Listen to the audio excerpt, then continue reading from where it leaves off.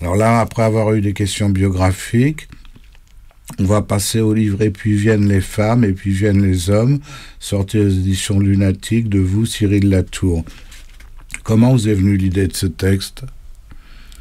Vaste question. La première fois. Je crois qu'en fait, c'est un texte que j'ai commencé il y a une dizaine d'années, dans l'idée d'une petite récréation, de me dire que j'allais essayer d'écrire quelque chose d'un peu court, mais dans l'idée aussi, puisque c'est un texte qui a la particularité d'être double, et puis il s'appelle « Et puis viennent les hommes, et puis viennent les femmes », et c'est au fait deux récits en tête bêche, en quinconce, quoi. Le livre se prend d'un côté ou de l'autre. Et on peut commencer... En fait, il y a deux couvertures, quoi. Voilà. À la radio, je ne sais pas comment l'expliquer. Mais voilà. Essayez d'expliquer justement sa particularité. Et en fait, même nombre de pages de chaque côté, voilà. Et ça se retrouve au milieu. C'est ça. Et les deux histoires se rencontrent au milieu. Donc physiquement, il y avait, en tous les cas, dès le départ, l'idée de ce recto verso, de travailler comme ça sur un récit qui puisse... disons que... on pourrait ne pas choisir le début, commencer d'un côté ou commencer de l'autre. Oui, mais par exemple, vous l'avez choisi sur la tranche du livre. Alors ça, par contre, oui. Ça commence par « Et puis viennent les femmes ». Oui. Alors moi, j'ai une question. La première phrase que vous avez écrite, ça concernait les hommes ou les femmes ? C'est une bonne question. C'était les hommes. Ouais. Les hommes ? Ouais. Voilà, parce que moi, j'ai d'abord lu les hommes. D'accord. Et après, j'ai lu les femmes. Naturellement, je ne peux pas vous dire pourquoi. Et j'ai trouvé que ça allait mieux. Est-ce que c'est une idée reçue ? Ben non, en fait, c'est ça. Alors, c'est ça qui me plaît depuis que le livre est sorti et que j'ai quelques retours de lecture. C'est que j'ai l'impression que quel que soit le chemin par lequel on le prend, j'ai des lecteurs qui m'ont dit qu'ils ont commencé par les femmes, par la partie « Et puis viennent les femmes », d'autres qui ont commencé comme vous, et au fond comme moi, par « Et puis viennent les hommes ». Et qu'en fait, chacun a une lecture qui est différente. Et ceux qui ont commencé à apparaître, puis viennent les femmes, qu'est-ce qu'ils ont comme lecture ? Enfin, certains. Non, mais en tout cas, ils se sont fait un chemin qui fonctionne aussi, avec des interrogations, parce qu'au fond, les deux récits, donc en fait, parlent d'une rencontre sur un ferry qui va de Calais à Douvres. D'un côté du point de vue de la femme, de l'autre côté du point de vue de l'homme. C'est vraiment une histoire très simple, une rencontre. Je voulais aussi quelque chose de le plus épuré possible, et puis avec cette idée de temps suspendu de la traversée. Donc tout ça, c'était en germe dans les premiers mots. Et puis j'avais juste cette idée au fond, presque comme une contrainte, mais qui est, comme on le sait, les contraintes qui donnent l'impulsion, d'avoir la première phrase. Je savais qu'il y aurait « Et puis viennent les hommes » pour une des parties, et de l'autre côté, ça commencerait par « Et puis viennent les femmes ». C'était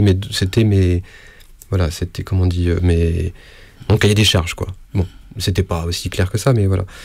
Et voilà, et ce qui me plaît, c'est de sentir que personne, au fond, dans les gens qui le lisent, n'a exactement la même expérience. C'est bien, ça. Et même moi, puisque j'ai commencé par un bout, de toute façon, en l'écrivant, je l'ai écrit de façon linéaire. Bah oui. Même moi, je ne peux pas avoir l'expérience de ceux qui le lisent en commençant par l'autre côté. Puisque j'ai... Bon, bref. Ça m'intéressait. Ça m'intéressait aussi dans l'idée du livre, parce que, donc, contrairement à ce que j'ai commencé à raconter dans ma biographie, depuis, je suis quand même devenu, je pense, assez lecteur. J'ai un grand plaisir à lire. Et notamment le roman qui a cette forme fermée. La magie du roman, c'est l'effet clôture, quoi. C'est qu'à la fin, il soit terminé. Il y a une forme, un objet qu'on peut totalement saisir par le début, la fin, le milieu. Enfin, il y a quelque chose comme ça qui est clos. Et quand on lit, j'aime beaucoup le cheminement de la lecture. C'est-à-dire que quand on est à la page 10, on n'est pas le même qu'à la page 50, qu'à la page 60. Et que le lecteur qu'on est devenu page 60, il est nourri de ce qui s'est passé à la page 10. Mais que le lecteur de la page 10, il anticipe celui qui sera page 60. Enfin, il y a toujours une sorte... anticipe, c'est dur, hein, c'est un peu des surprises, il y a même un suspense. Oui, mais quand on lit un livre, je trouve qu'il y a toujours quelque chose... Au-delà du plaisir qu'on a à lire une histoire, à suivre une écriture, etc., je trouve qu'il y a ça dans une progression. Une progression, voilà. Et là, ce qui m'intéressait aussi, Parce qu'il y a aussi quand même souvent la tristesse quand on termine un livre, d'arriver à la dernière page et de refermer la 4e de couverture et de se dire bon c'est fini. Là créer, On est content de la fin là. Là, faut pas la révéler. Hein. Faut pas la révéler, mais surtout... on est content de la fin, non? Bah j'espère. Ah, ça dépend, les auteurs, oui, peut-être. Ah, là, moi, je suis... Mais moi, je trouve que c'est une belle fin, quoi. Mais surtout, là, la fin, elle est au milieu. C'est ça, ça qui me plaisait aussi. C'est se dire que quelque part, et puis même dans le... C'est pas juste une histoire de formelle, c'est-à-dire que moi, ce qui me plaît aussi dans un objet, que ce soit de la littérature, du cinéma, de la musique, c'est quand la forme n'est pas juste un procédé, mais qu'elle sert qu'elle précède quelque part ce qui est dit, ce qui est chanté, ce qui est vu, et donc voilà, ça me plaisait que cette histoire soit une rencontre dans ses prémices et qu'en fait le moment où peut-être l'histoire commencerait vraiment, c'est-à-dire le moment où il y a rencontre, c'est la fin du livre, mais en même temps c'est le milieu du livre, et en même temps donc peut-être non c'est aussi ils sont déjà rencontrés, ils se sont croisés à un moment, bien sûr, mais ça faut pas le dire, mais voilà, mais disons que c'est il y a déjà eu quelque chose entre eux, on peut dire ça quoi, ça part pas de rien, tout ça part pas de rien, mais c'est pas deux gens qui vont au hasard sur la planète et qui se rencontrent à la fin, non, ça c'est déjà arrivé, mais c'est pas ça du tout, non. Ils se connaissent quoi. Oui, on peut dire, ils se reconnaissent. Enfin bon, ils ont un rapport entre eux, quoi. Ouais. C'est pas deux inconnus. Je vais quand même poser mes questions parce que je vois que l'heure tourne quand même. Non, mais expliquez, c'est très intéressant, puis ça m'évitera d'en reposer parce qu'il y en a qui regrouperont. Pourquoi ce titre? Pourquoi êtes-vous passé du singulier dans le livre au pluriel dans le titre? Oui. D'abord, il y avait quand même cette petite gageure personnelle de me dire au moins j'ai ma première phrase pour chacune des parties. Donc, et puis viennent les hommes, et puis viennent les femmes. Vous auriez pu dire et puis vient l'homme, et puis vient la femme. Voilà, ça c'est vrai. Après, là j'espère qu'il y a quand même une cohérence dans l'histoire, mais au fond c'est peut-être un choix un peu, enfin un souhait un peu naïf d'universaliste. Voilà, de tout auteur. C'est ce que j'ai pensé. C'est ça. De tout auteur, de se dire que son personnage ou ses personnages, ils portent quelque chose d'un peu plus grand qu'eux-mêmes, quoi. Je crois que c'était ça l'idée, tout en étant très attentif à accompagner mes personnages, à être vraiment avec eux, donc pas du tout dans une grande approche théorique, les hommes, les femmes, etc. Au contraire, d'être très très au plus proche, au plus intime de ce qu'ils sont, de ce qu'ils ressentent, de ce qu'ils voient, d'où ils sont, mais voilà, que le titre lui-même est quelque chose qui appelle à une plus grande lecture, quoi. On peut rassurer les auditeurs, s'il faut les rassurer de ce côté-là, c'est pas un essai. Non, c'est pas un essai. Mais au fond, c'est mon tout premier roman, ça, vous l'avez dit tout à l'heure, ça s'appelle De l'univers visible et invisible. Il y a quelque chose d'un peu ronflant déjà dans un titre comme ça, et qui fait un peu essai. Or, c'est un roman. Donc voilà, je crois que c'était peut-être aussi un peu un goût pour ça. Ouais. Ce livre, est-ce que c'est une histoire d'amour, un hymne à l'amour? Oui, mais peut-être pas dans le sens romantique du terme. C'est parce qu'au fond... Il y a une fibre sociale?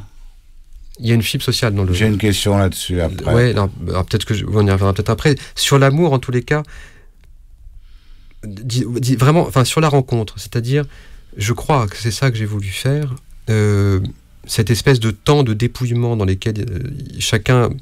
par lequel chacun passe avant, puisqu'il y a déjà un premier moment où ils se rencontrent, puis la vraie rencontre, elle a lieu au centre, donc à la fin, pour ceux qui ont compris, du livre. Et avant ça, il a fallu se dépouiller. Il me semble que c'est ça. Et ce dépouillement... Il a fallu souffrir aussi. Oui, réveiller des choses en soi, revenir sur ce qu'on a vécu, se traverser, voilà. C'est aussi le motif du ferry, traverser. Et donc c'est pour ça que je vous dis de l'amour, c'est peut-être pas forcément l'amour romantique, parce qu'au fond, on sait pas bien ce personnage, cet homme et cette femme. Voilà, ils se reconnaissent pour quelque chose que je laisse peut-être un peu dans le flou. Chacun peut aussi un peu se raconter son histoire, mais c'est qu'en fait, ils se reconnaissent, ils se voient, en fait. C'était ça qui m'intéressait. C'est qu'ils ils sont regardés et ils regardent enfin.